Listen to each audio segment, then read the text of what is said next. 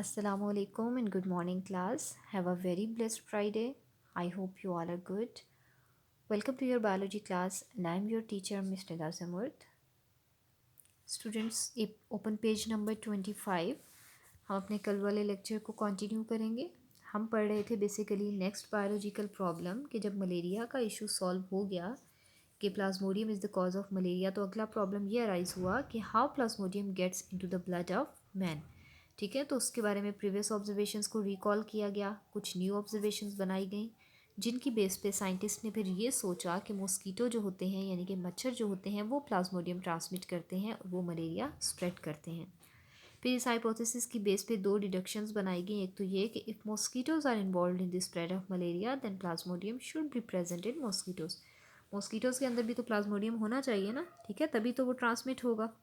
और दूसरी चीज़ ये थी कि मॉस्कीटो जो है वो जब मलेरियल पेशेंट को बाइट करता है तो वो प्लाज्मोडियम वहाँ से लेता है. ठीक है, मतलब वो जब किसी मलेरिया के पेशेंट को मच्छर काटेगा तो उसका वो मच्छर क्या करता है, ब्लड सक करता है ना, तो उस पेशेंट के ब्लड के साथ साथ प्लाज्मोडियम भी मॉस्कीटो के अंदर आ जाएगा. और जब यही मॉस्कीटो किसी हेल्दी पर्सन को काटेगा तो वही वाला प्लाज्मोडियम वो उसमें ट्रांसफ़र कर देगा. ठीक है, डिडक्शन के बाद होता है एक्सपेरिमेंटेशन. ठीक है, अगला स्टेप हम एक्सपेरिमेंट के थ्रू प्रूव करते हैं कि हमारा हाइपोथेसिस जो था वो गलत था या सही था.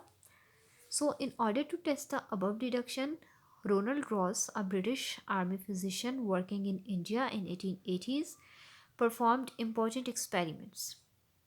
He allowed a female Anopheles mosquito to bite a malarial patient. He killed the mosquito some days later and found Plasmodium multiplying in mosquito's stomach.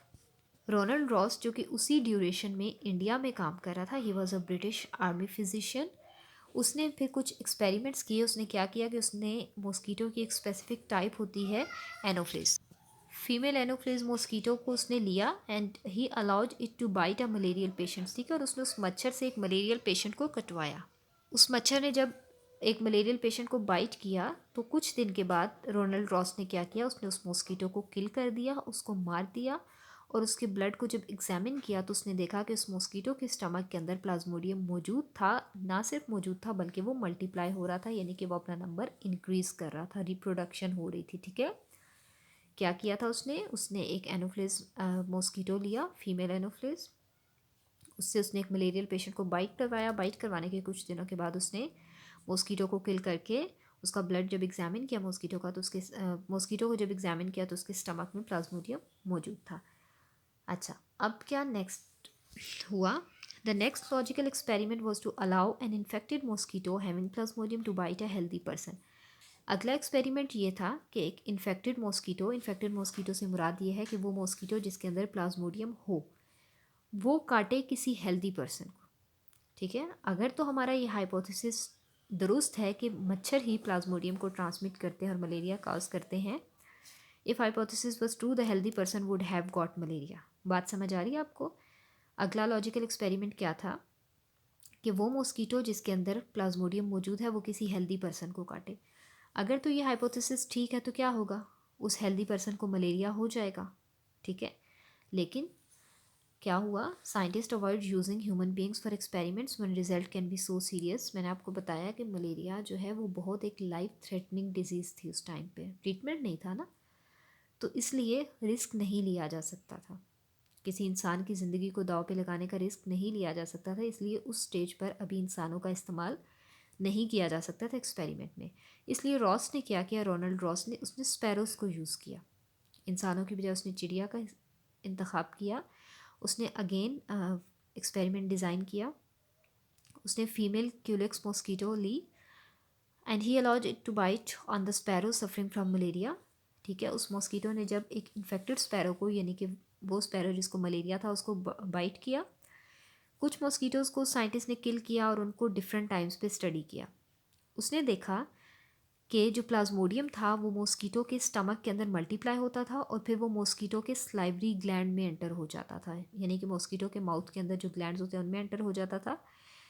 ठीक है, कुछ मॉस्कीटोज़ को उसने ज़िंदा रखा और उसने फिर उन मॉस्कीटोज़ को अलाउ किया कि वो हेल्दी स्पैरोज़ को बाइट करें. बात समझ आ गई आपको कि उसने इन्फेक्टेड स्पैरो ली जिसको मलेरिया था, डिफरेंट उसने मॉस्किटोज़ लिए, उन मॉस्किटोज़ ने मलेरिया वाली स्पैरो को बाइट किया, कुछ मॉस्किटोज़ उसने किल कर दिए, उनको एग्जामिन किया और उनके अंदर उसने प्लाज्मोडियम देखा कि मौजूद था।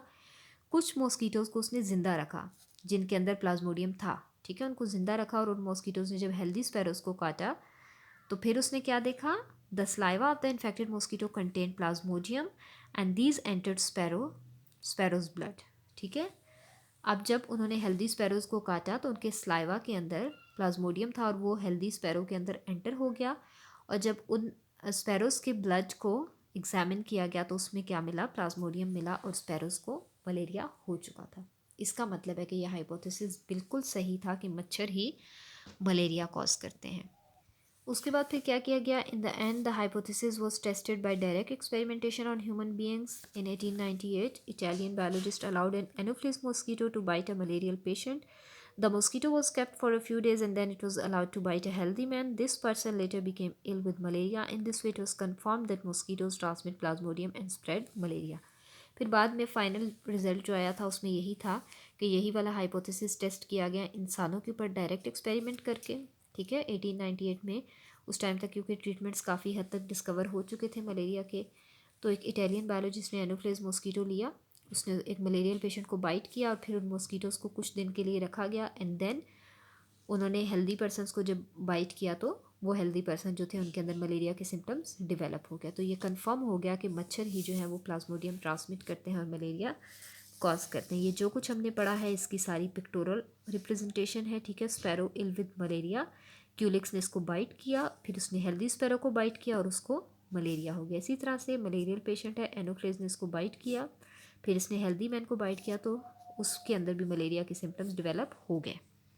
सो इस तरह से हमें प्रॉब्लम्स के सॉल्यूशंस मिलते हैं, हम इस तरह से ऑब्जर्वेशंस फॉर्म करते हैं, हाइपोथेसिस कंस्ट्रक्ट करते हैं, डिडक्शंस बनाते हैं, एक्सपेरिमेंट्स डिज़ाइन करते हैं और रिजल्ट्स हमारे सामने आते हैं। ज़रूरी नहीं कि आपका हाइपोथेसिस हर दफ़ा सही हो, आपका हाइपोथेसिस गलत भी साबित हो सकता है। जब हाइपोथेसिस रिजेक्ट हो जाता है तो you come with an other hypothesis और उसको फिर टेस्ट किया जाता है, ठीक है। That was all about today students, thank you so much, Allah हाफिज़।